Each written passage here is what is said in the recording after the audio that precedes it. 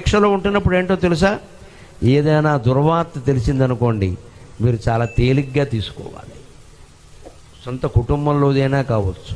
కన్నీళ్లు అప్రయత్నంగా వస్తాయి, బలవంతంగా ఆపుకోమని కాదు. అక్కడ మరీ అమాయకుల్లా ఏడవకూడదు. ఇది ప్రపంచంలో ఏదీ శాశ్వతం కాదు.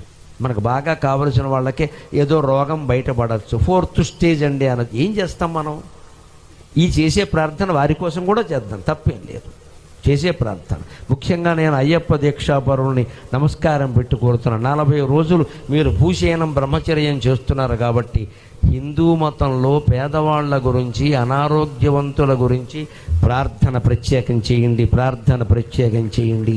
అయ్యప్ప దీక్షాపరులు ఇదే నల్ల దుస్తుల్లో వెళ్ళి, అమ్మా మీకు అనారోగ్యం కదా, నేను మీ ఇంట్లో నేను ప్రార్థన చేస్తానని, స్వామియే శరణమయ్యప్ప అని మీ అయ్యప్ప కీర్తనలు పాడండి. అనారోగ్యంతో ఉన్న రోగి గుండెల్లో శబరిమలై స్వామి ధ్వనించాలి.